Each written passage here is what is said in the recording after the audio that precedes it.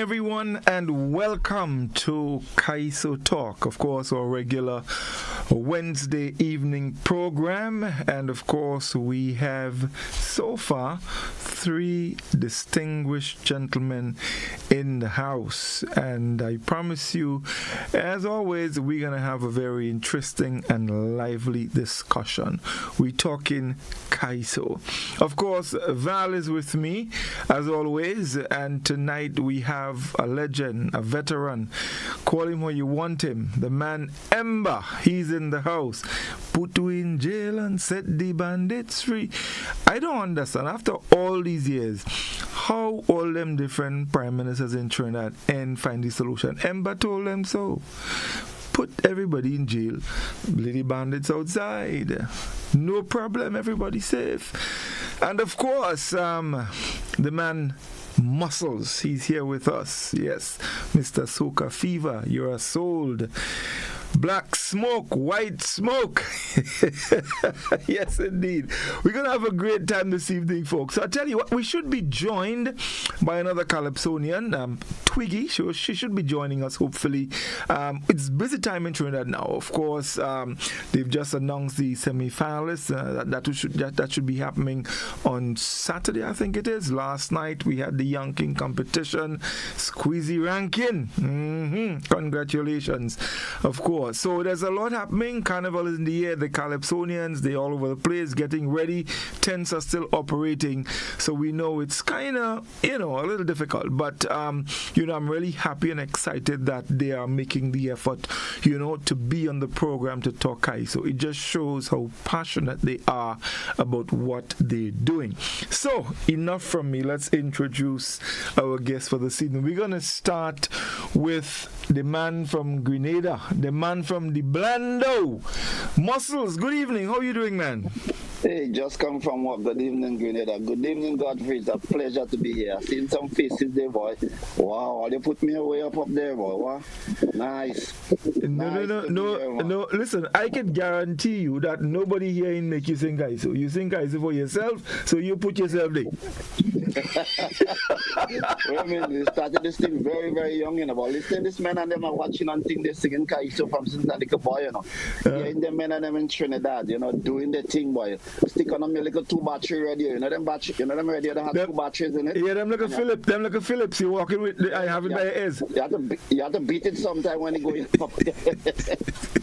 Yes. Listen to Dave Elcock and them in Trinidad and listening Kaiso, just intrigued with that music, That's right.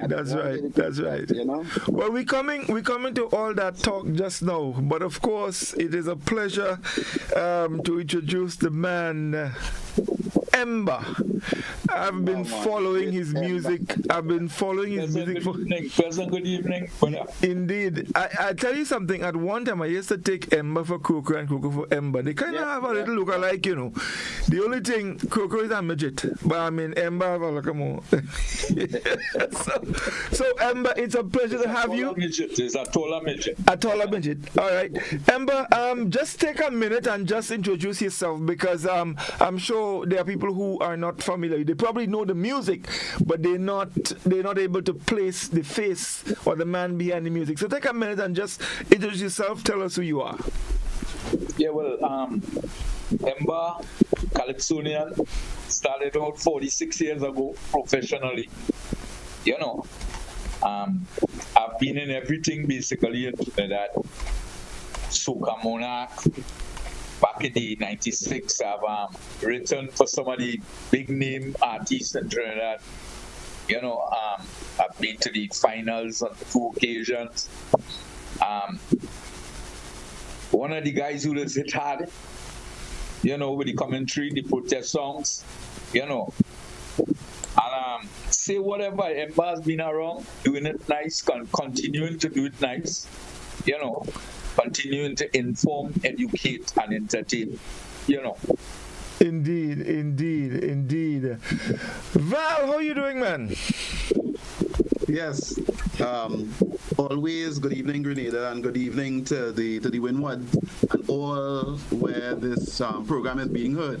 You know, it's a pleasure once again to be on this platform and simply to talk Kaiso and to talk Kaiso among some of the people who have been doing it for quite a while and who remain focused and have a position in terms of where they still want to see this art form go.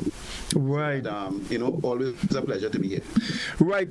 Before we go to the Calypsonians, so the tents have been judged, the semi-finalists have been announced. Val, what's the mood in Trinidad now? Well, for those who have made the cut, you know, the 40 plus the reserve 41, they are all overjoyed.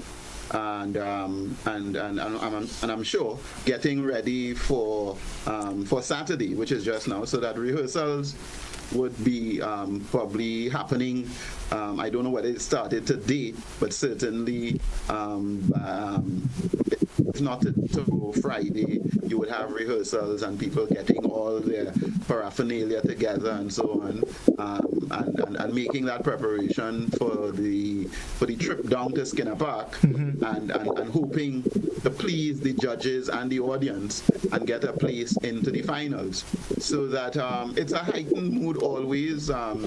Saturday in Skinner Park brings that. They say it's a picnic, and people look forward to it. Right. So that you have a lot of young names or unknown kind of faces inside of there. Some known faces. So it's a battle royal come Saturday for a place in the final. Right, indeed. Well, we're looking forward. I mean, we follow the Kaiso. I've been probably this year more than ever. I've been listening and paying attention to a lot of the songs. There are some great songs. When I looked at the names of the people who went on to the semi-final, like everything else and everywhere in Calypso, there's always a bit of disappointment. I mean, there's some songs, and I guess the judges on the night, they see what they see, they know what they're looking for, and I guess they will judge accordingly, so to speak. But so far, I mean, there have been some excellent Calypsos, even in the soca arena, there's been quite a number of good ones.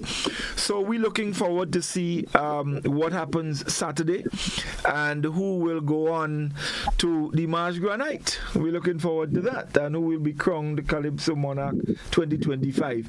So let's start the Kaiso talk. Muscles are coming back to you before we go to Ember. You started this thing many years ago. I know there is a lot, where you're from, there's a lot of rich culture or subculture, so to speak. The Blando, Ladig, them kind of places. Let's talk about your entry into Calypso. How did you get involved in this thing? I must say this again. Let me just state my happiness in just being in the company of men like Ember and these guys and them. I sweaty. I watch you all guys singing this Kaiso growing up from since little boys and just loving the art form and the music. And I think it's that what bring me there. But when since I was a young boy, I had an uncle. I think I talk about him in about 3 or 4 songs that I ever did already. His name Uncle Bonzo. He never write a calypso or learn to play an instrument, but he play pan, he play banjo, and he just sing, make up songs on the spot to anybody. He's like an extemporanean, but the songs used to stick in my head. I even record a song in his already. So it comes from my Uncle Bonzo, and then I had one named Uncle Bato again that used to just play mouth organ and anything Kaiso. Them men doing it. And there is a guy from Kariku that used to come down, we call him Kariku Sparrow, which I really think was the real mighty Sparrow. So when you come to Grenada and you come by us singing with a bottle of sweet oil, every time he sing 2 lines, he drink some sweet oil, and you have to give him something to eat or drink. And he's singing this song like Sasaye and all those songs from Trinidad. I thought that was the real Sparrow until I grew up realizing that is not the real mighty Sparrow, you know what I mean? But I get to love this art form from then. As I say back home, walking around, listening to my uncle and them going on playing pan and singing this Kaiso, making it up on people on the spot. It was an intriguing thing to me. And listening to my mom radio, as I say, she used to play the radio like an hour every day on listening that radio station in Trinidad that David Elcock always on. I just can't remember the name. 610 radio.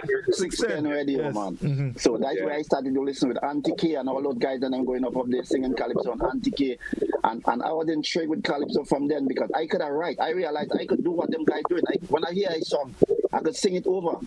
You know, I'm going by my mom and singing the song over, and sometimes I sing the wrong song to her and I'll get a rap. You know what I mean? You can't sing that. That song is like, you know, Saltfish True. You can't come and sing this song here to me. We was young, you know what I mean?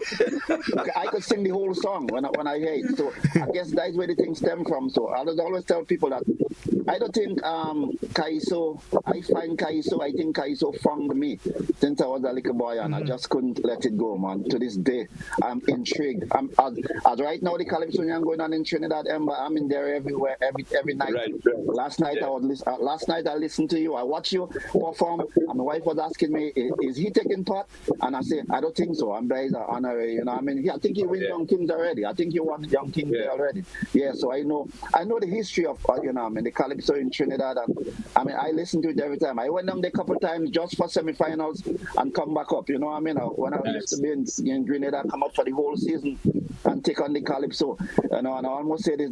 Besides you, I have to say that because you're on it. Besides you, I always have a favorite calypsonian in Trinidad, which was Shadow. I don't know how this guy does write these songs and them that he does.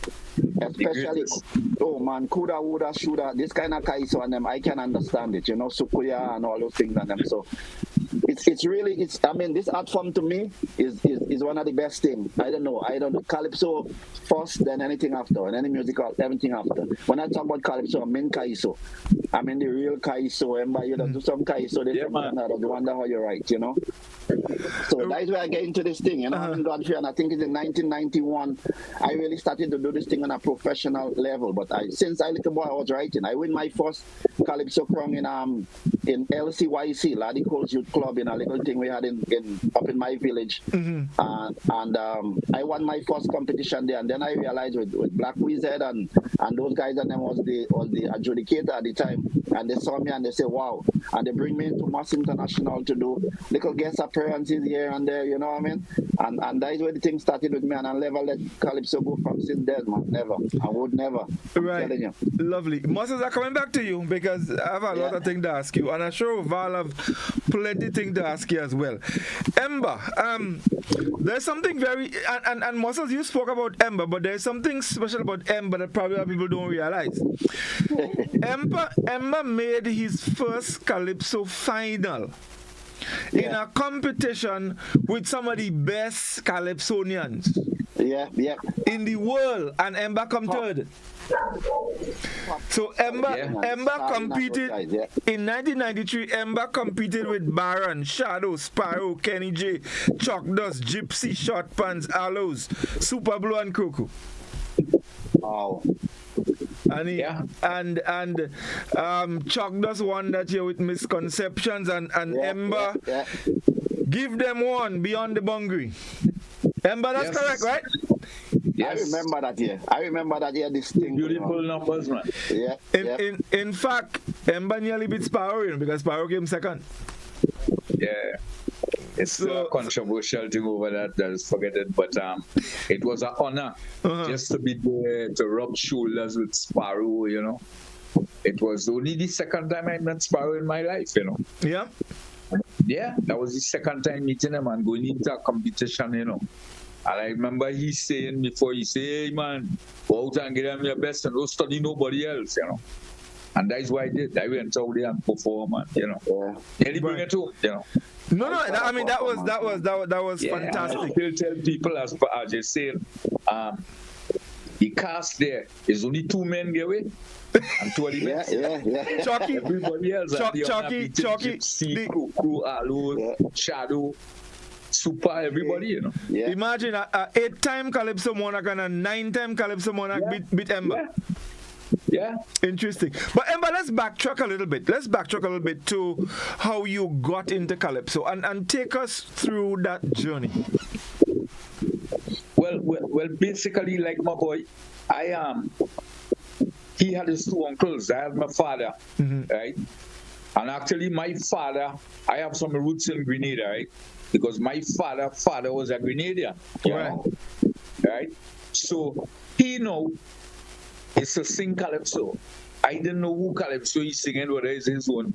He drinking a little rum and think he was the Lord Uluk. That was the name of the rum at the time in Trinidad, right? And he used to sing calypso, and when he take me, he had loved Kitchener. So when Kitchener 10 coming at Arima, where I'm from, when we go there, I leaving him and I go in backstage because I want to be around the Calypsonians. I remember the first time I shake Kitchener hand. I didn't want to wash my hand again. You understand? I'm telling you. Because I mean, it's Kitchener you're talking about. It's Kitchener. And then you talk about Shadow just now. Shadow was like my father because I remember in 1974, I know coming around as a little young boy, wanted to sing Calypso. And I remember the deceased Jazzy, who was the man in charge of Kitchener 10 time, they selected me. And I excited too bad, you know, telling my father, my friends, and they carry me by Clive Bradley, deceased, to write music because the tent used to score your music in those days. You know. And when I go into the Princess Building, where is now Napa, when I went there, I take my little bus and come down to Port au Prince on Sunday morning, do our money. All I eating is dongs and drinking water. You understand? And in the evening, everybody rehearsing and I not rehearsing. So I started crying because I want to sing. I started crying. I remember Shadow coming, died in 1974. And Shadow said, "Don't cry, my boy. One day I'll have a tent and you'll sing with me." And in 1978, there was an audition in a tent called Kingdom of the Wizards. And deceased Rootsman and I were the only two people who were selected. And Shadow said, "You remember what I tell you?" You understand? Right. And from then, Shadow all the way, you know. So that's where it started for me. It started with the daddy, you know, taking me to the tents. I always rubbing shoulders. You might remember there was two Calypsonians in the 70s, 60s and 70s in Trinidad called Lord Monkey. You remember him? Singing at the review? Yes. And there was he had a brother called Saga. Right? And there was another guy who had a beautiful song called Sponsorship, Lord Darkron. Right? And I remember passing and hearing them, and I stand up and I said, "Well, I want to sing." They said, "Well, you could sing." I said, "I believe so." And when I went, it wasn't like nowhere a man buying a song, right? The elders, there, a guy who used to write, he said, "Go home and write something and come back, and I will see what you do." And when I come the next day, he say, "You write a song?" I say, "Yeah." The first verse had 2 lines, the second verse had 52. Yes, and he said, no, that's not the way to do it, you know. And those guys taught you, the writing, right? And when I decided to write another song, he said, I tell him, you write a song. He said, no. I want you to have an input, and that's why I learn up to today. When I work in the children and so on, I tell him, I say, come with an idea, tell me where you want. Because I'm from old school, I believe you should have an impact. Just do come and just let me give you a song. Always. So that's where it started for me, actually, Right, lovely. And of course, as you continued through the years, some of the experiences, let's talk about them. I mean, getting into the tent and then, getting involved in competition and performing before audiences. I mean, how was that for you? Yeah, well, when we started out with Shadow Masters then in 1979, it wasn't like now. We saw tent running for 8 weeks, and every night Calypso. And the tent full in. When Shadow tent or Kitchener tent go down Skinner Park on a Tuesday night, they selling out, the crowd pulling up the place. It wasn't like no. We know I am designers be talking all the time. We know what it's just like to sing for thousands of people. Right. I know when Calypso tent are 80 people on a Friday night, people calling, whoa, we have a good crowd. We know it, man. We had it. We went in Trinidad all over and Tobago. When you go to Tobago, show starting 10 o'clock in the night. In Shore Park, 10 o'clock. Show finishing 2:30. Place packed, And, I had that experiences going around, taking part in the Arima Calypso Monarch. I started out in a church, actually, in Aruka, right? They had a Calypso competition. I took myself, I said I could sing. And I went in there, and after that, I wanted to, be around. So I took part in the little competition. You lost this year, you lost, and then finally I pick up a couple of the titles, And then, well, they kept me out of the Calypso thing I think I was probably the only person, because when I was in the business, not having a manager and that advice that you're young, you're arrogant, you don't have no experience, so you're quick, you're hasty. So I remember a particular year singing the Shadow tent, nobody got selected in the tent. And I hear in the big Calypsonians backstage calling, hey, we ain't gonna bring no judges in the tent this year, and they calling. And I, as a young little writer, I take up the thing on my own to write a song about that for the judges. So I did a song called Not I.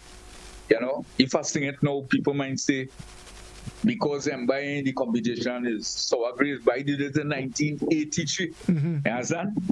I singing about the monarch, and then the judges on them get vexed with me tonight, and I regretted it after, because I extempored the night on them, and it wasn't nice, and they squeezed me for 17 years before I made my first semi-final. Because they came back, I remember Short Pants coming and say, hey, I'm talking to the judges, and they say they want you to apologize. I said no way, because I was, hasty youth man, I didn't do it, but I paid my price. Right. 17 years singing good Kaiso, mashing up the tent, and I ain't getting picked. But when they picked me the first time, I went all the way. Yes. I went all the way, So I paid my dues, I've been around all the competitions. I took part in the Carry Festa competition. As I told you earlier, I've been writing, I was honored to the year when Sparrow won the road march with No Back. My song, which was done by Crazy, a song called Soca Tarzan, you must remember. Yes. And it placed third in the road march that year. And he went to the savannah with the night the monkey get away from him and thing. And then I wrote for another guy in Barbados called Black Pond. And he also placed third in the road march in 1992, So I've been around doing it, Val, I want you to come in here. I mean, you've listened to Muscles and you listened to Ember.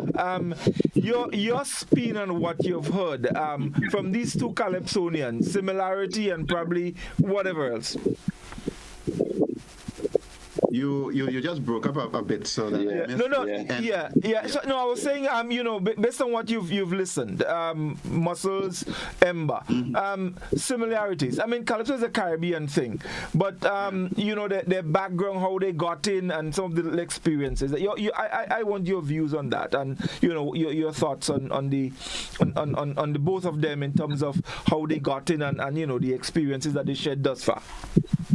Well, I think what I gather from the both of them, and I like, is the fact that their relatives were involved. Right. For Muscles, you had uncles,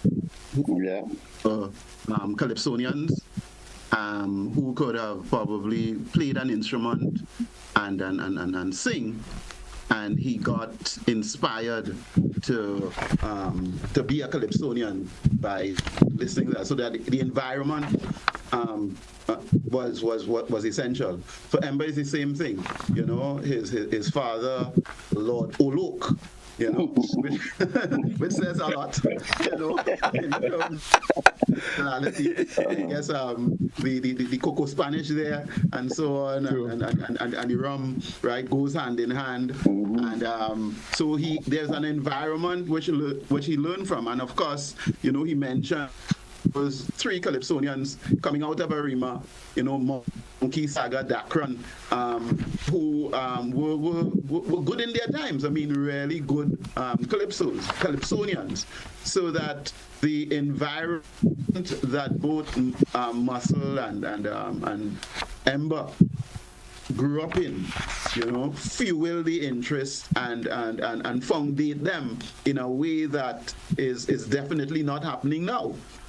right? Yeah. So that Monkey and Saga didn't tell him, well, I go write a song for you and establish you. They said, no, as young as you were coming into this business, the objective in being a calypsonian was writing your song. Playing an instrument.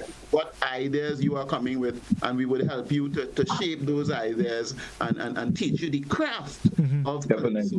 And you would learn. And then, of course, he would meet Shadow later on, who was the drill master in terms of come with good calypso, because if you don't come with good calypso, I'm not going to put you on, True. And I think that Panther expressed that. Yes, and Kitchener, if you did not come with a good song, as much as I like you as a youngster and so on, you're not going to mount that stage. So that the learning environment for both Muscle and Ember was the same in terms of preparing them for this journey of calypso, and I'm sure all of that have stayed with them.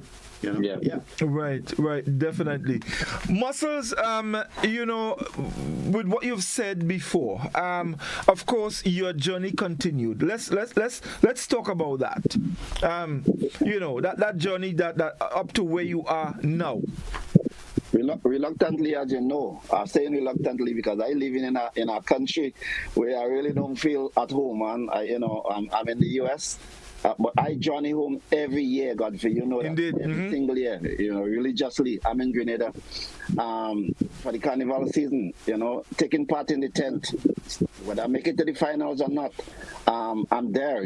Bringing Kaiso, just representing and singing calypso. Always come down with 2 or 3 songs every year, 4 songs, whatever I have. Helping guys write and coming home just to take part in the calypso. Mostly the calypso competition when I come home. Always in the calypso tent, sing with Kaiso Bards, Rootsman Kelly 10 that we just had for a couple of years. Jamo had a 10 for a couple of years. I was there too, so I've been around doing this thing just like Ember and them. Is that I make it to the finals one year. Okay. I make it to all the finals that year. 2003 was one of my biggest year with the same Soca Fever, Godfrey, you also, and Kaiso Vigilante. That was some real, top cast Kaiso. I was among all the guns. I mean, as a matter of fact, in the semifinals, I tell everybody I came first. I beat everybody from the semifinal. The Beast, the Scholar, everybody got licks that they inspected that year. Jamo edged me by 1 point or half a point, I think, and won the semifinals. And then when I get to the finals now, that was big guns time, the intimidation time. The guy said, "You're not coming here and beat me." Beat us in this, and I fall to that intimidation, which inexperience, what I mean? So I got on the stage and feel like, not myself, singing and whatever. But that was the experience. But to this day, I never give up, regardless of what it is or what position I place. I represent and I sing calypso. I wrote my own song. Somebody just called me yesterday because I did a song Godfrey mentioned it called Black Spook. I was talking about every time the Pope. I realized the last time that the Pope in the Vatican died, they chose a new Pope, and I found out that the method that they use to choose a Pope, and I find that was kind of, why don't we use black Pope, white smoke, and if the smoke come out plain, only then they should go back and vote again. This is kind of Kaiso I did, and I always say this is Kaiso. Everybody I sing that song to, they always say this is Kaiso. So the journey for me continues. Listening, watching, still learning it, because Kaiso, you never could stop learning from calypso. But the fundamentals, the 5 fundamentals, like why the guy name? Fearless, Fearless, Mighty Fearless. I get that done already. So when I write in or I sing in, I always think about this 5. And Brigo was a man that had a class in Trinidad, and I went to Trinidad a year, and I went to his class just for a brief moment at the time, and it's something I always said, well, when you're singing wrong your mouth, make sure that every word, when you see people say I ugly and I singing, it's because I want to get out every word. Expression with the song. If you're talking about up, you can't look down, you point up. If you're looking across, you look across, you move to what your body expression. And so I channel all those teaching and all those things that I learned from all the stalwarts. Even watching you all sing on a stage, you have an action that you just do see Ember do it. You know what I mean? This kind of, you know, and that's your identity. When you're on a stage, even if I don't see you, or you don't have to say nothing, but since you move that way, I would say like Cardinal and all those guys and them, the shadow, you know, you see them and you know, that is the men on stage. So that's why I try to adapt to. That's your ID card, you know. And Godfrey know that. I even try to get out of it. Like, I may use a word like, people always still talk me about, like, if I say in one word, I'll break it up in about three. You know, like, black smoke. I don't just say black smoke. Like some people will say black. I would say black smoke. You know, this kind of three words I use for one word. And I realized, you know, I used to be ashamed of it at one time, but then I realized, even the shadow told me that one time, no, that's your identity, man. I don't always go, yeah. And people used to tease him about that one. Now, look, everybody is doing this. Don't be yeah. You know, that's really wrong. So stick to what you got in you, it's in you, it's coming out, you know, so bring it out, man. But Kaiso is always my love, and I'm moving forward with that Kaiso until I can't do it no more, man, you know. Right, lovely. You know, with your boots on, man. Val, last week we were talking a bit about the Kaiso through the years and what is happening now with Kaiso. Ember made mention of it briefly in terms of, you know, when you sing to 80 people, you get a big turnout. Ember, you've sang to crowds, thousands. You know, you mentioned show start 10, finish 2 in the morning. I mean, loads of people coming out. Tent on a Thursday night, every night, tent full of people enjoying Kaiso, and it was just great. What has happened, Ember? I think many things, you know. Many things has happened. Let's identify them. Yeah, 1, crime. 2, plenty of the original people who have been supporting Calypso, they get old, some dead, we took a lot of them. Who are dead, going to church now.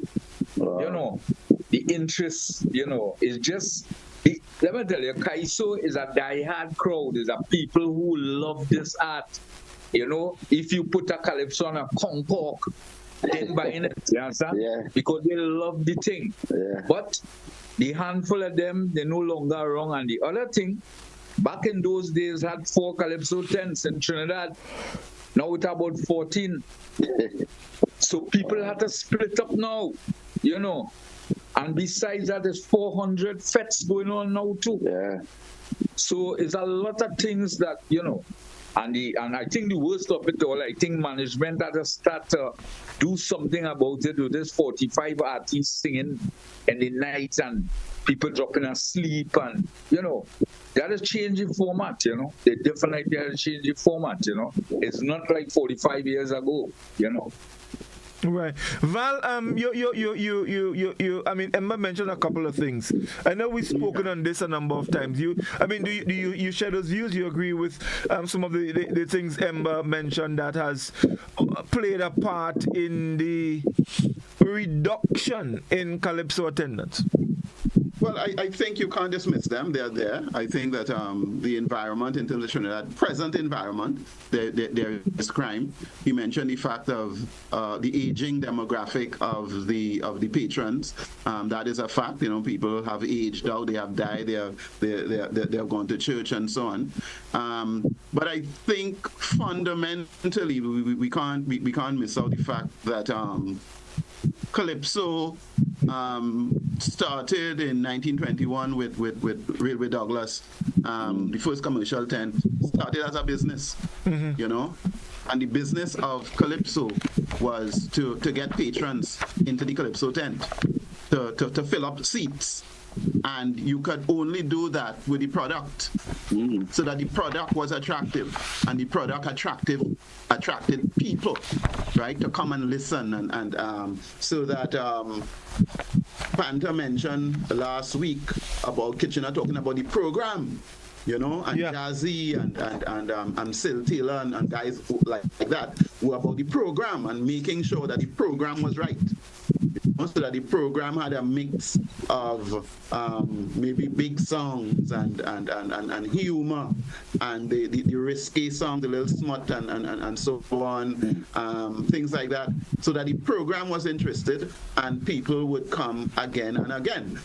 Ember mentioned the fact that thousands of people came out and that the tent ran for 2 months. You know, the tent would start on Boxing Day and finish on Carnival Saturday, right? And go that journey without people think. And I mentioned in the first program that the Calypso tent had a hub of activity around it. You know, there was the woman who's selling sauce and pudding and bake and shark and you name it, and the orange man and the nuts and so on, and the scalpers, you know, and the scalpers, because it was a business, right? And when a business starts to lose patrons, when it starts to lose its clientele, then it simply means that the business no longer exists. Something has happened to the business, so that you cannot keep propping up the business, so that yes, there is crime, yes, a demographic has aged out, but I think fundamental to that is the product of the Calypso tent, you know, and the product is not inviting as much people into the space as it used to. You have a younger demographic, so while you have aging and people dying and so on, and the crime preventing people, you still have a younger generation who are growing up in this space, who are just not connected to Calypso as generations were years ago, you know, so that they are going to fetes and they are going to other spaces, but they are not coming into the Calypso tent, simply because I think that the product does not invite them into that space, and we need to look at that, you know. So those things are bad. Muscles, let's bring it home. I mean, you've been around for ages. In reference to what both Ember and Val has said, do you think it is similar here in Grenada? Because there was a time when the Calypso attracted a lot of people. Maybe apart from one or two Calypso events, people don't go out. What do you think has happened in Grenada? Is it similar to? I think also the format that we used to have in Grenada, similar to Trinidad, because you know everything Trinidad do, mostly in the Calypso arena, they will usually copy it. So, but the format that we had in Grenada was Calypsonians used to do one up-tempo songs in the always one up-tempo song and then a serious Kaiso. You understand what I mean? So one of the up-tempo song that win the Calypso competition, Bet Your Life, that go win the road match, or that is what people go jump up to in the thing. And we used to have Queen's Park, and I remember you couldn't get in there, you know, on a ordinary basis, because they was always packed with people, because that's all we had. As a matter of fact, it was on the Calypso night, on Calypso finals night. That's all we had, just Calypso finals, just Calypso. Everybody heading to Queen's Park. And you know, after Queen's Park is Juve, Grenada. We still have that Juve thing in Grenada that still nobody can surpass. But the Calypso itself used to generate all these guys, because you know that what you jump into for in town every morning is that what you go hear on the night of Queen's Park night. You know what I mean? And then it happens that just, you know, the soca monarch thing, I'm not bashing no kind of, you know, genre of music, but the soca came on, and then, you know, it split up thing with the soca monarch and then the Calypso, and then they started to treat Calypso like their stepchild, if you know what I'm saying. So it's kind of harder now for the younger people to really relate to the Calypso. But I seen something happening in Trinidad that I like to see happening in Grenada. Like you have the younger guys, like the young brother and them doing the Kaiso and you know, and into the soca also. So you're getting people like the younger generation listen to them singing it, you know what I mean? And coming into the Calypso tents and whatever. But it's a hard, as Ember and Val said, the demographic of the people that used to come and watch Calypso in Grenada, they always decide that they get older, you know what I mean, and they can't go or they're in church or whatever. But we still have the die-hard crowd in Grenada still. But some names who is always there, you know, the Lindana, the Randall Robinson guys, you know, ministers, they're still there. You'll see their faces there every time you go in a Calypso 10. But Randall, let's just backtrack a bit. Let's just go back a bit. I don't know how we could get it to come back, but hold on, Muscles. While we are wrong, we still have to do what we have to do. You understand what I mean? Right. Just keep the culture flying. Right. No. Just staying here. Years gone by, we had we had quite a few Calypso tents, probably more than what we have now. We can recall the Calypso Castle, Kaiso Castle. Right. You know, we had the African Temple. You had Black Roots Kaiso tent. Then you had a couple of tents in St. George's. One Mass International had. Yeah. So there were quite a few tents. Now, basically, we have what Kaiso Bads and probably Kaiso Bads has grown. It now has sort of 2 tents under that, and just a few. But nevertheless, you're not getting the kind of numbers. No. Do you think? And I'm going to ask you and both Ember before we go to a break.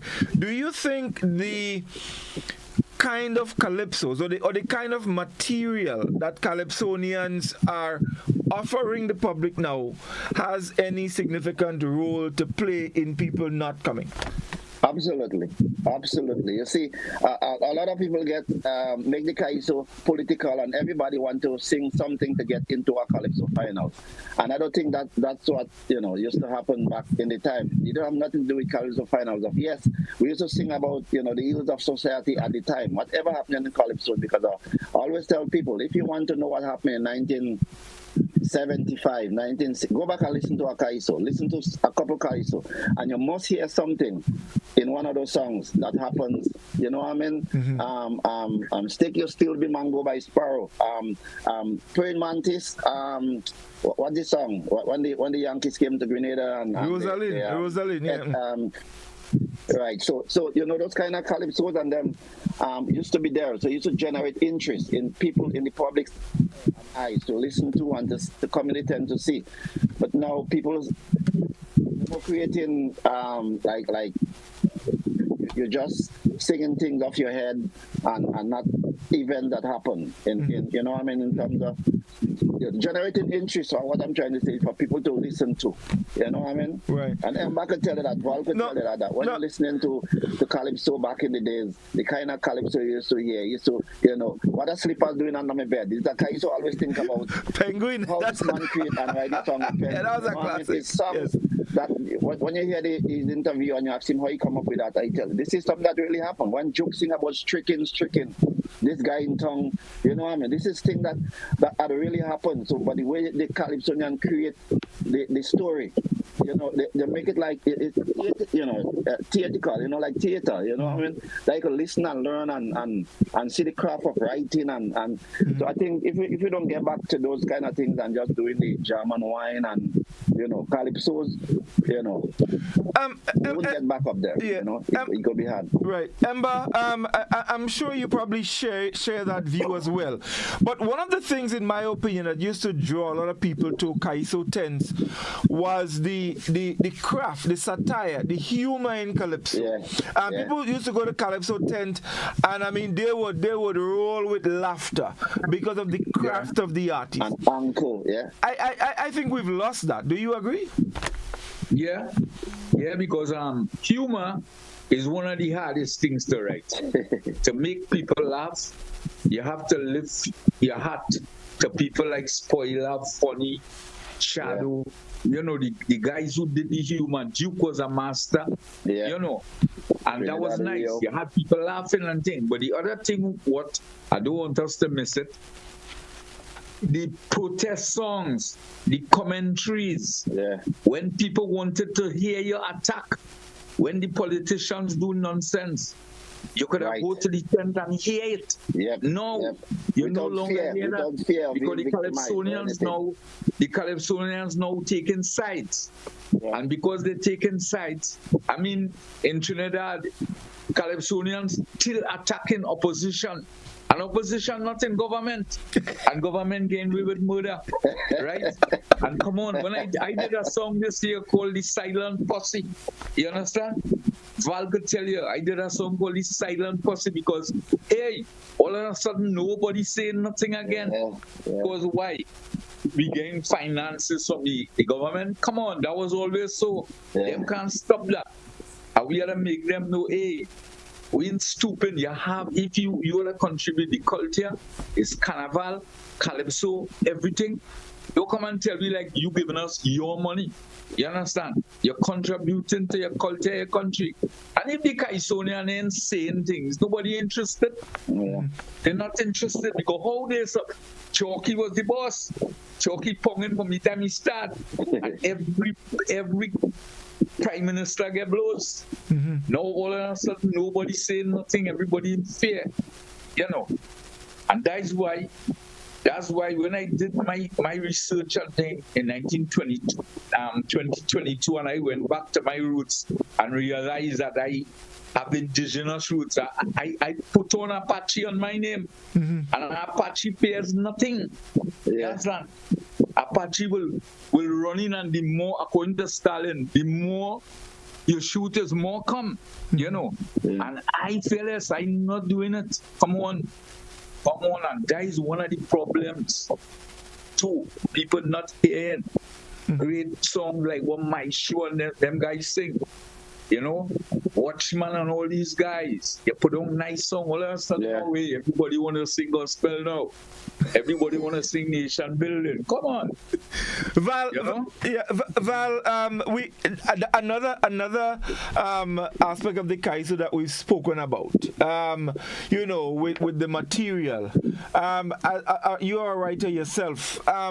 Your views on what both Muscles and Ember has said on why we've seen the dwindling in numbers at the Kaiso tents and at the Kaiso shows as well. I think that you know, the Calypsonian has a responsibility to the audience in terms of his generation. So what do I mean by that?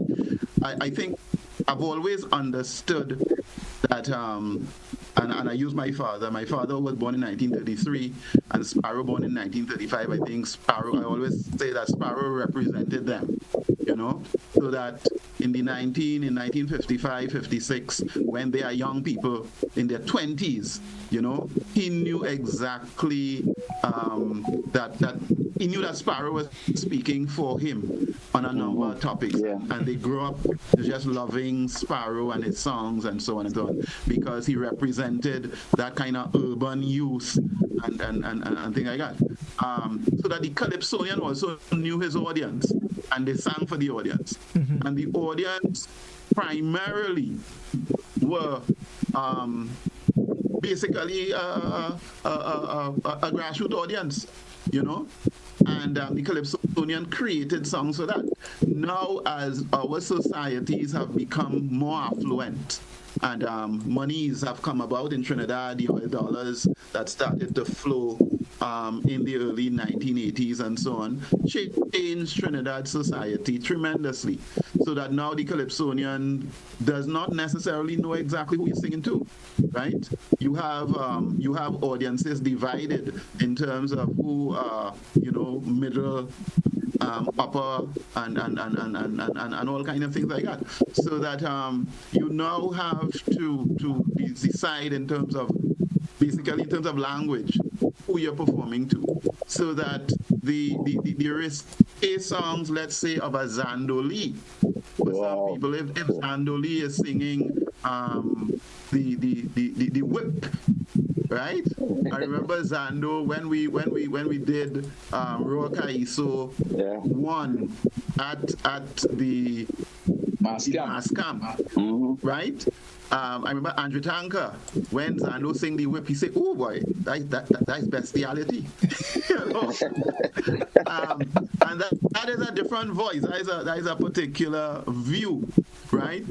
But there are people who would be, just raving at the song Zando would sing and how he sings it, and there are others who would be very cautious and coy about it, right? Mm-hmm. So that the audience changed, right? And of course, what Emma mentioned, the fact that humor, which and you could look at Shakespeare and so on, and how many humorous plays he wrote. Humor is difficult, right, to write, because you need to have the right. Humor is always about timing, and for those who have gone on the stage and acted, they know that you have to deliver a line in a particular way and timing, so that you will hear somebody give a joke, right? And then you come back home, let's say at Tommy Joseph, he gives a joke, and you say, when I come back home later, I will give them my crew a joke. But if you can't deliver it with the same timing, that's when it falls flat. And you want to know why people are laughing. People were cracking up and breaking down in the tent, and you come back and give the same joke to people, and they're not laughing at all. Timing. So humor is always about that kind of timing and so on, and delivering it right. And not many people have that. So that humor also suffered. Saga and Monkey and those guys were guys who could have delivered humor, so that we lost that. I think one of the last, for me, great humorous calypsonians in Trinidad was Puppet Master.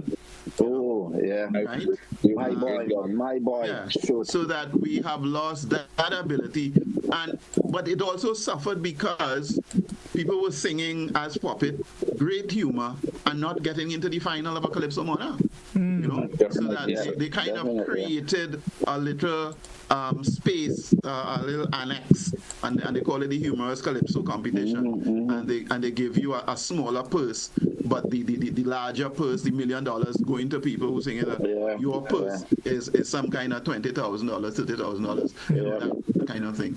So that a lot of those things have happened, and of course, and because the society got more sophisticated and demanded different things, because we now open up to America and what is happening out there much more, right?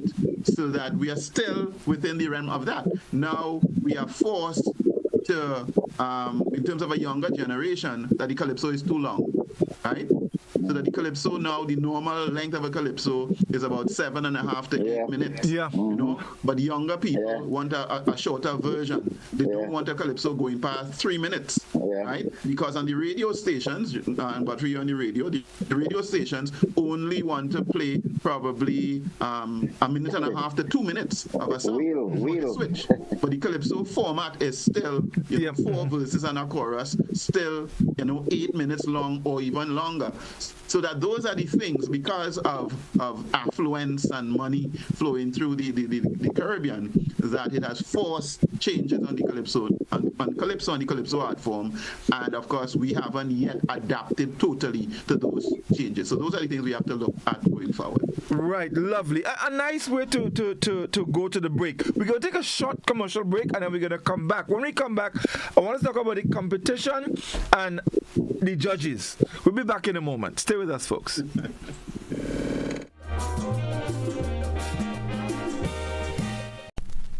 Looking to shop online from your favorite stores like Amazon and Shein? With GPC Global, it's never been easier.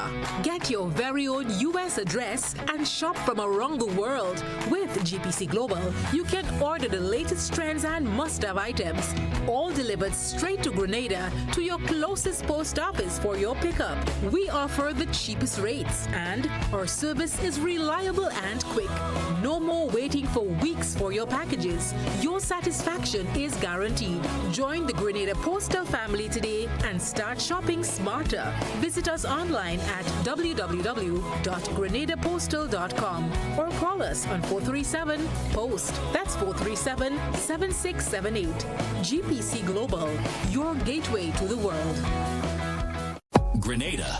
We are all going to the St. Patrick's Anglican School this Thursday evening for a significant political event. Independent MP Peter David meets the people at an important town hall. Starting at 6 p.m., come express yourself about the new politics of inclusion and respect. It's the Peter David Town Hall this Thursday evening. Let's find a new way to ensure a new day. Peter David says we can build a nation without tearing each other down.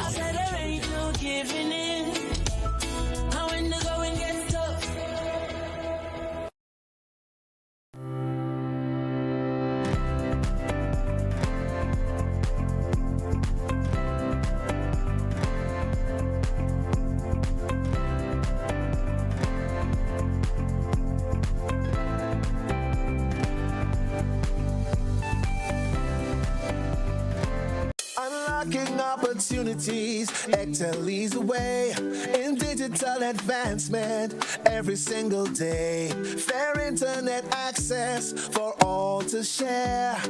Transparent billing with consumer care. Excel 3EC bill safeguarding our rights. Net neutrality, consumer protection shining bright. Mobile number portability available to you. Switch providers seamlessly. Keep the number true. Excel 3EC bill promoting fair play in the digital world. Every single day, affordable services are important for all. Through the EC bill, there'll be progress overall. Excel and the NTRCs connecting our communities. Excel and the NTRCs digitally transforming our space together. Get value you'll love only at Quartz. With huge savings on select mattresses, mobile phones, and TVs. You'll also love our new arrivals in furniture and appliances. Plus, when you shop, get a chance to win great prizes. So come in, shop today, and pay later with Quartz Ready Finance. Get value you'll love only at Quartz. Bringing value home. Offer ends February 24, 2025. See store for details. Are you looking for a reliable, affordable, and customer-friendly pharmacy? Look no further than Hills and Valley Pharmacy, the nation's leading healthcare products and services provider. We are committed to serving you at convenient locations. Find an extensive and affordable selection of prescription and over-the-counter drugs and medical supplies at Church Street, Hillsborough, Carriacou, Jubilee Street, Grenville, St. Andrew, near the bus terminal, and Halifax and Grenville Street, St. George. Our committed team is always available to offer valuable assistance for managing your health and wellness. Discover the additional benefits of our wholesale distribution on Halifax Street and our Medcare Center on Grenville Street, where we provide in-house physiotherapy, massage therapy, doctor consultations, and eye care services. Our commitment is to satisfy all your healthcare needs, including competitive prices, loyalty rewards, and special discounts for seniors. Contact us at 435-6904 and WhatsApp 535-4734. Choose Hills and Valley Pharmacy. Remember, your health is our business.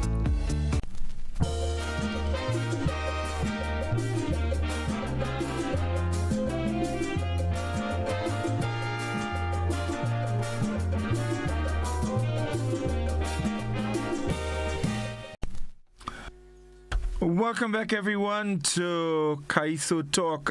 If you joined us late, just in case you missed it, our guest this evening, Calypsonian Ember out of Trinidad and Tobago, and of course, Grenada's own Muscles, and of course, Val with me as always.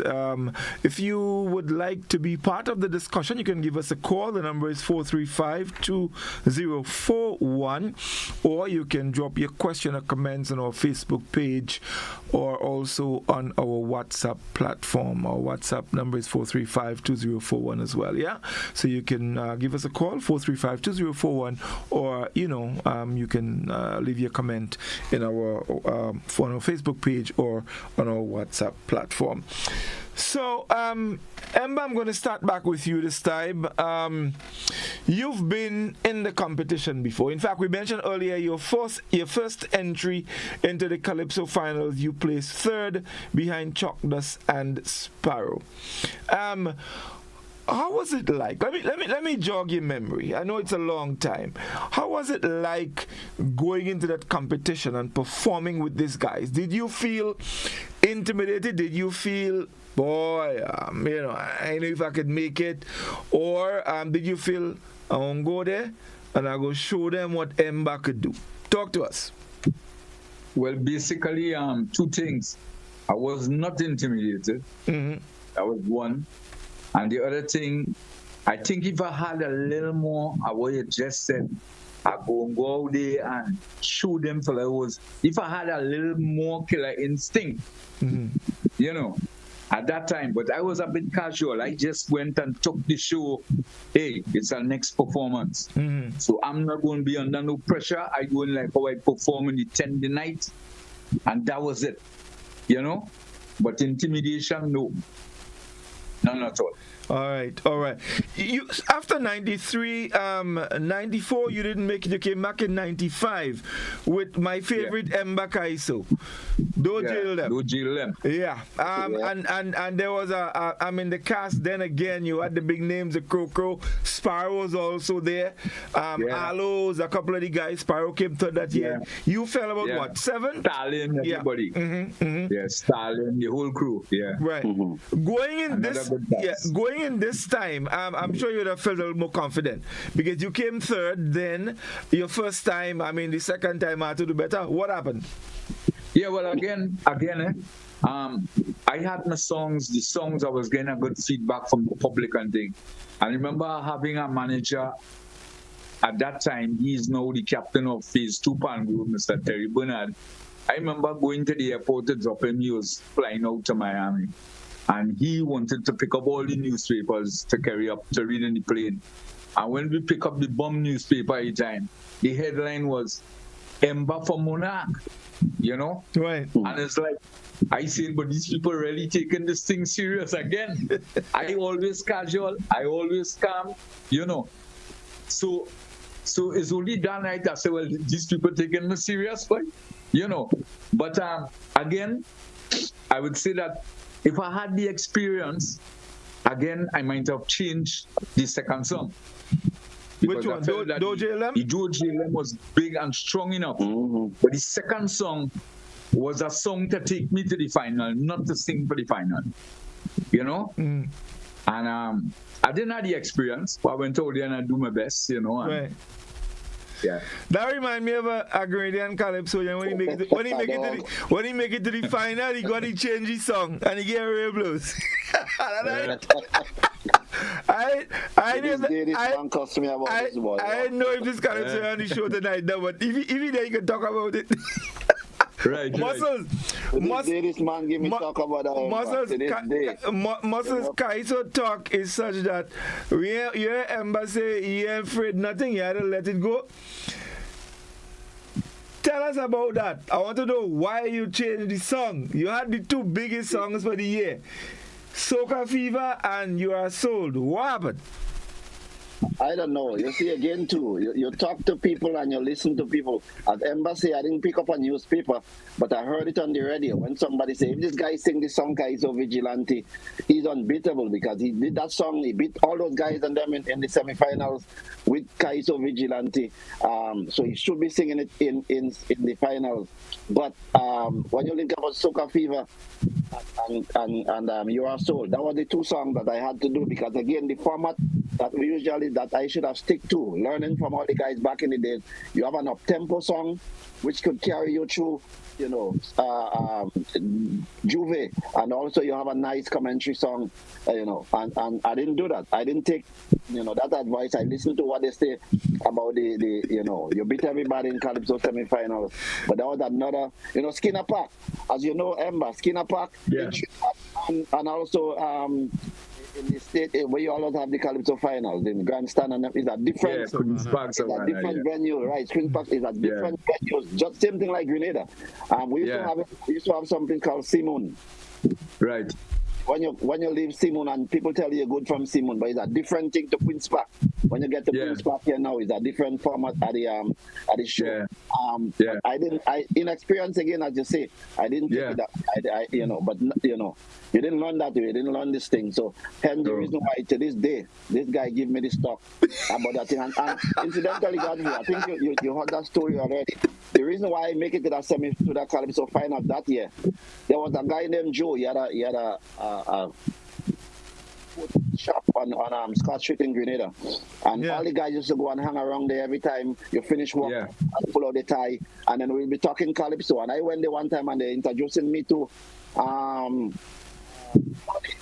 Funny came to do a show in Grenada, and and then when I came back talking to Funny, they say, in order for you to make it in that Calypso in Grenada, we then have to die. A Jamo have to die. You know the guy was giving the talk and they're drinking. That year I decided, no, I'm gonna prove them wrong. I'm serious. And I sit down and I pen those songs. But Kaiso, I had about 3 or 4 real good songs that year that carried me right through. And I just say this thing, I always wish I could get back that kind of motivation. Tell me I can do this, and just to prove to them that I could do it. But that was it, Godfrey. That was the whole thing about the thing. Listen, as the embassy, you listen to a newspaper, you watch a newspaper, but I listen to radio or people talking in my head and make that mistake. And to this day, it's something that you regret, but you move on. You understand now, and you learn from mistakes. Yeah, but let me ask you this. Let me ask you this before I bring on Val. In the competitions, I mean, as a seasoned Calypsonian, when you go to perform in the competition, I mean, this is serious business, Have you ever thought that, so let's say when the night in 93, when you placed third, when you probably went home and you sat back and you sort of reminisce and you thought, did you at any time think, boy, maybe I could have done something different. Maybe if I did this, or like Sparrow, Shadow, you say, I should have this, or I should have that. Different should I would have. If I could have, would have, should have. Yeah. Personally, in 1993, I don't believe up to today that I lost with those 2 songs. That is my opinion. Okay. Whether I was casual, that was my style. I believe no way in the world they could have beat them 2 melodies, right? Because whilst Chalk Dust always will start a competition with probably 25 points going in for lyrics, Chalk Dust can get 5 points for melodies. So how he could beat Beyond the Boundary? Listen to that song, listen to the melody, and then the lyrical content and originality. So I personally believe up to today that I won him. And people who was in the back, they indicated that I won, but history will always show that Remember plays third, right? And I went with my style because Baron is resting mic on his lip, and he will sing. Baron do whine, he don't do nothing, but that's Baron. Everybody have a style. Sparrow will come out singing Salvation or Survival, and he whining. That's Sparrow. That's what make him the greatest in the world. Nobody could come out and put down a walk like Sparrow. If Sparrow come back tomorrow and he sit down on a wheelchair, he'll beat people. You understand? Because that is Sparrow, so everybody have a style, But word for word and melody for melody, them fellas ain't beat it. But for whatever reason, I history, So in other words, there are some money for you still. I believe so. I just say Chalk Dust holding one of my crown. Right. I know that. Yeah, I see it's 8 tie with Sparrow, Yeah. But let me ask you, on that note, and I would give everyone the opportunity to comment on that. Do you think over the years that the adjudicating of Calypso has had a part to play in its diminished popularity, so to speak? Val, maybe I can start with you. It has, because when you look at the crop, I mean, you go to every single tent, whether it's Grenada, St. Vincent, wherever, and you would hear in every tent songs that breaking down the place, and songs that when you do song, you see the 25 or the 30, whatever. You're not going to see these songs, so you start a question and so what these people are looking for, right? What are they looking for? You met every criteria. You put on this song nice. I agree that you could have Progress and Slave and Body Night and Lost because it depends on the night, the performance on the night, right? So a man singing Progress and Slave could get beaten, right? But come on, what are they looking for? So many good songs. So many good songs behind the voice. I confused between you and I don't know. Val, your take. Do you think the judging in the competition has a part to play, in the diminished popularity of Kaiso? Well, I think that judging has a role to play, and I think we discussed earlier on some of the other things that have diminished the popularity of the Calypso. But in all competitions where you're putting people on a platform and you have judges, the judges are there to qualify certain things, so that at the end of the day, their decision impact on how people see their performance, how they rate their own song, and how that song is now seen by other people in the environment, so that the judge's decision could impact any work of art. The judge is someone who you think has an authority. It's like if you are a visual artist and you do a painting, right? You want the art critic to come and say, well, look, this is a great painting because of so and so. Look at the brush stroke, look at the colors, look at the form and content of the work and so on. Or the person who's appraising the work is so good that he could recognize what they have now, that if it is an original work or if it's a copy, if it's a photocopy, so that the judge holds a particular kind of authority, which tells people because he is he or she is an authority in that field, then you have to respect what they say. So that if they fail to recognize, and that shouldn't be a good song and place it at the bottom, then people begin to feel, well, the song wasn't so good because you see, look at where the judges place it. So that I think that the host people who are hosting competitions in the sense, it's in Trinidad, Tuco, in Grenada, it may be Spice Mass, they do have a responsibility to choose people in terms of the judging panel who are extremely competent, who are there not because they are friends of some other people or they are there to promote particular people, but they are there because they have the ability and they can really sit there and assess the work properly, in terms of its music, its lyric, and presentation, and give the best result, irrespective of who the artist is, so that the best product rises to the top and the worst will be weeded out. And that's all people want from any competition. But don't you think so for example, a Calypsonian performs what most believe to be a very good song, a good composition, and probably feel that they treated unfairly by the judging panel. How do you think it impacts the Calypsonian? And when Calypsonian feels slighted, so to speak, wouldn't that demotivate them? So Well, based on personality, someone like me, I think that sometimes people think that if you enter a competition with a work and it doesn't qualify, then you could get demoted.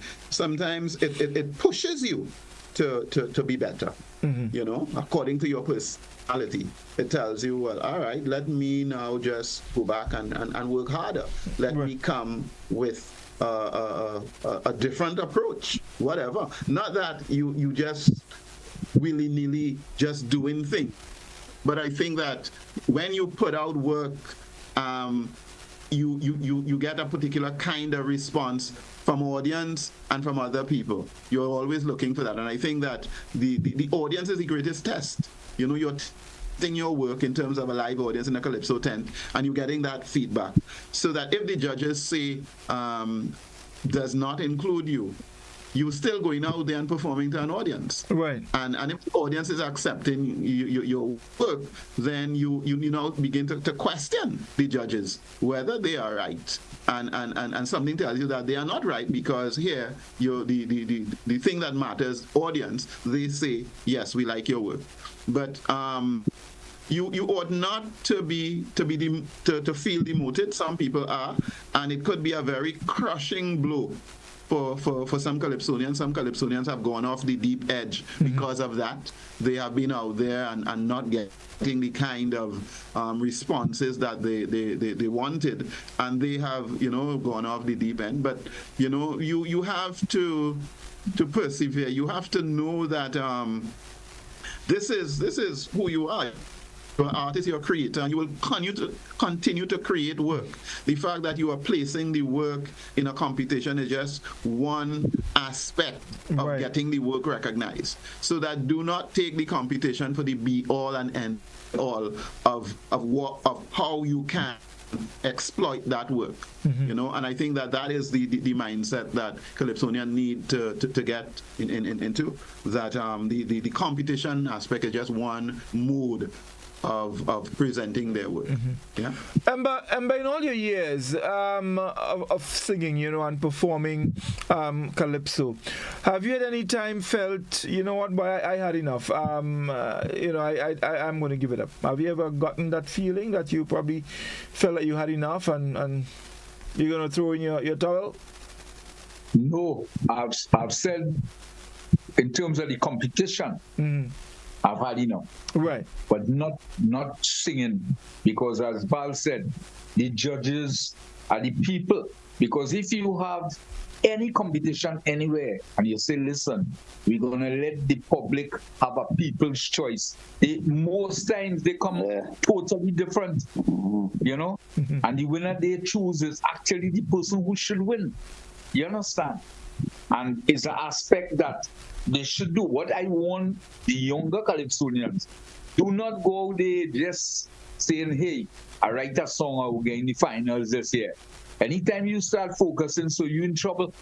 You have to focus on your audience, pleasing your audience. Once you have that support from your audience, you don't want nothing else. The people will always love you, right? The judges know, you training judges. Come on. Train what some of them guys know nothing. And then the other thing, politics plays a big part, right? Everything that went down in let's look at the Caribbean.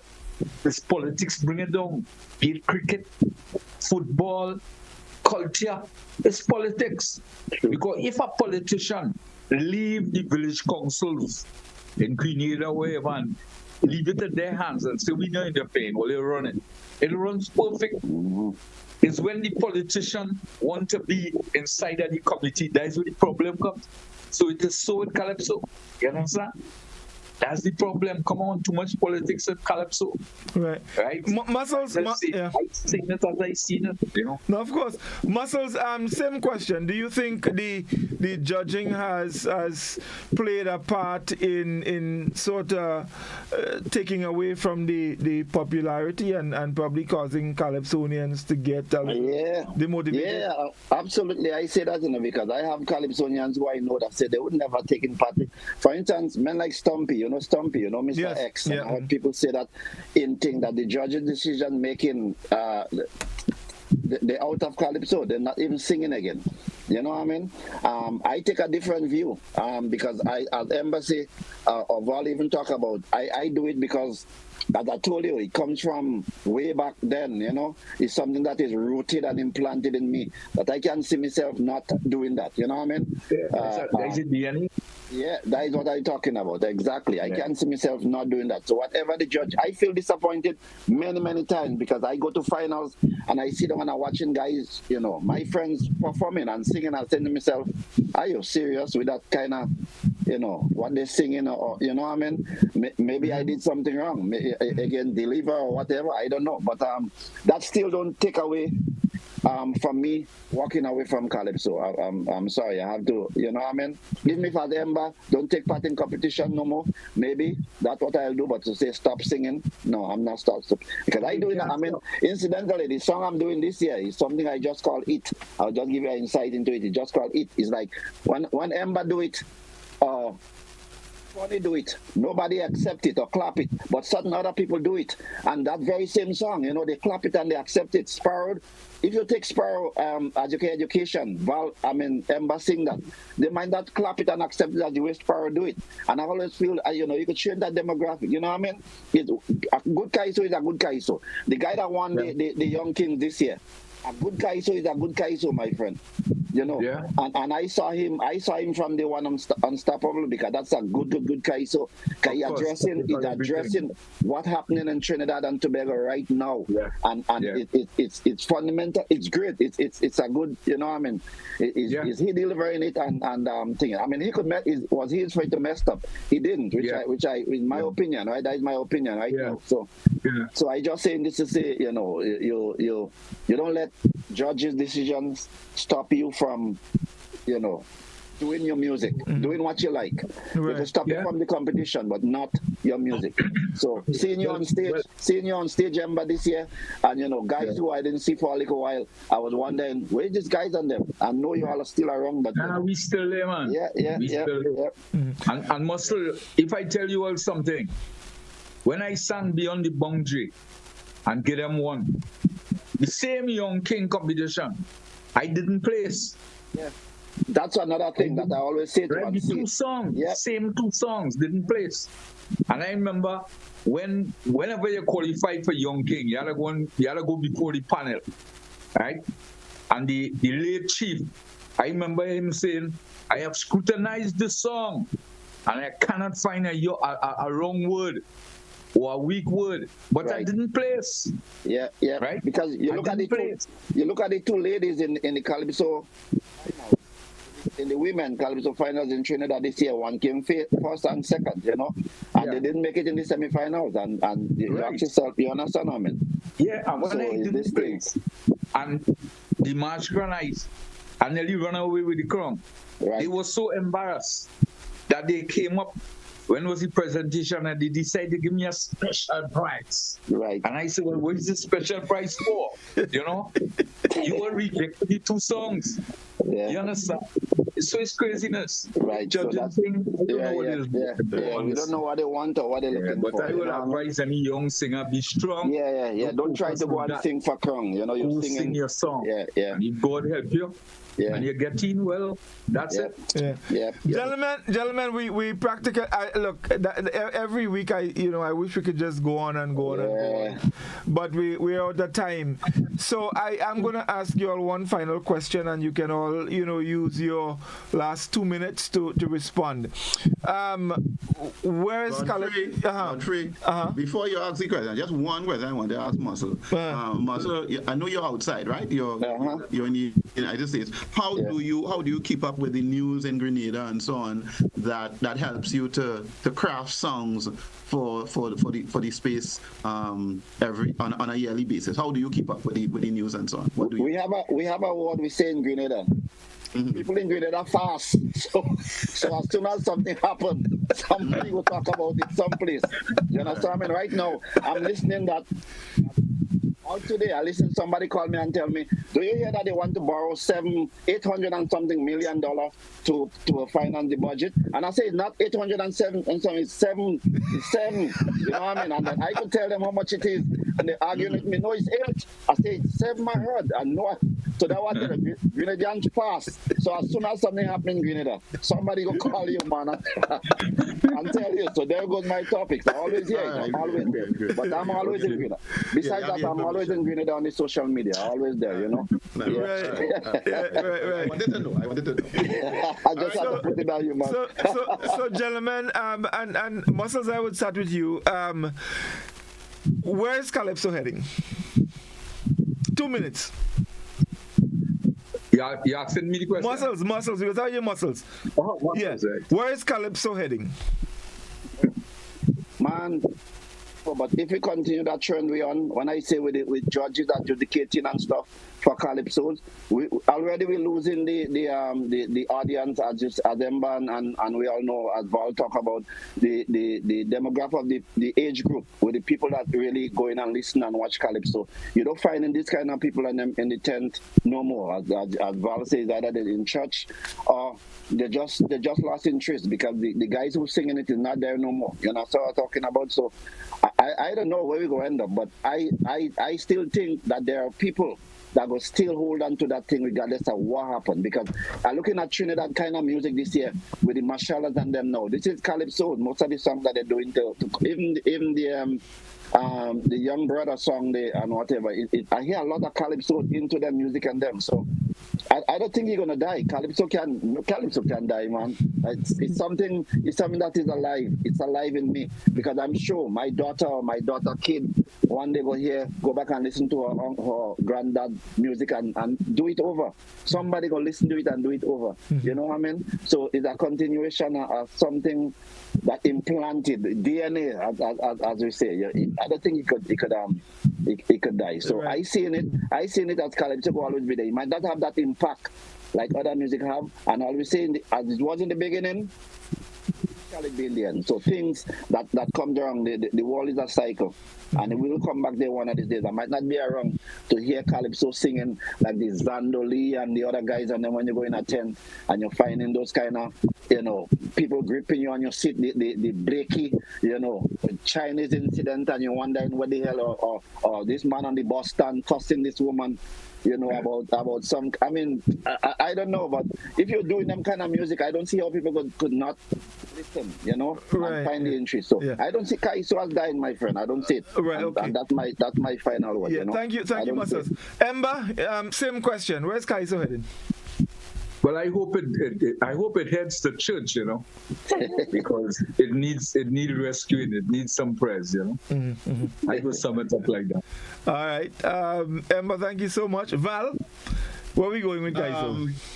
Well, let me say that we touch on a number of things that the environment is changing or has changed, and the Calypso that is 8 to 10 minutes long is probably too long for a modern space, so that Calypso has to pivot to kind of make adjustments to fit into this new space that is not just Trinidad, but the whole Caribbean in terms of people attention span. So it has that to work on, It has to work on getting back an audience, so that in Trinidad, I think that we have a population that is about 65 to 70% under 35. And that demographic of youth are not present in the tent, and that's why you see the diminishing numbers, apart from those who have died and so on, and those who have aged out and those who have gone to church, right? You have a younger population who are definitely not in the tent. So that Calypso has to appeal to that also. And it's not impossible, right? But there is work to be done. And of course, we could talk about the judging criteria and things like that, and the organization of Calypso, both in terms of Trinidad, Tuco, and Spice Mass, and what they need to do in understanding that a number of changes have happened. I continue to say that Calypso started out as the voice of the yard, who has a platform to speak back to authority, and we must always recognize and understand that.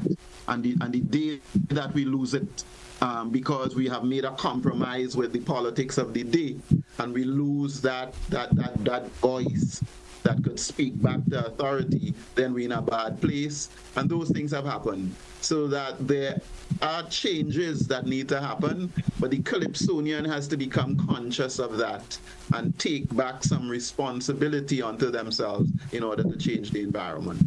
Okay, thank you, Val. Gentlemen, I do agree with you all. As Muscle said, I don't believe Calypso is here to stay. I'm a Kaiso warrior, so Kaiso is here to stay. And I believe with addressing some of the concerns that we raised tonight, and even platforms like these where we can sit and discuss the Kaiso and talk the Kaiso talk and highlight some of the issues and put it out there. I think it's going to fall on some ears, and we can see, and I agree with Muscles, what goes around comes around. So I do believe that Kaiso still has its place, and it's going to maintain its place. People like Ember, who've been keeping that flame burning for all these years. Muscles, I mean, you guys have been around. That is an indication that there is still a lot of love and passion for the art form. People like Val, who continues to write and to produce all of these wonderful things. I think we're in a good place. We are in a good place. So, gentlemen, I thank you all so very much. Ember, thank you for accepting our invitation to be on the program. We're looking forward to having you back, at some point. Muscles, thank you very much. Val, it's always such a pleasure. Next week, we have another program lined up for you. We've got some guests that you don't want to miss. We're going to be talking the Kaiso Talk, so be sure to join us next Wednesday, 8:30 for Kaiso Talk. Thank you very much to those of you who stayed with us. We really appreciate it. We're looking forward to being with you again next Wednesday evening for another Kaiso Talk. Thank you, and do have a good night. Gentlemen, thank you very much, and do have a good night. All the best. Very much for having me. Even everyone. Yes, have a good day. Rich Humsey.